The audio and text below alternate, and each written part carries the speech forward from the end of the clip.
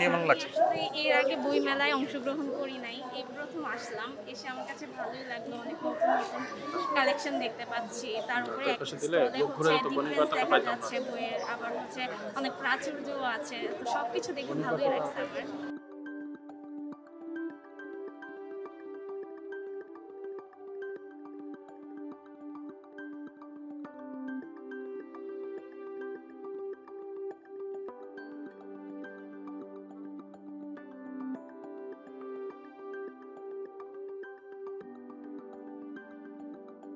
কয়েকবার চেষ্টা করছি, গত বছরও চেষ্টা করছিলাম, আসতে পারিনি।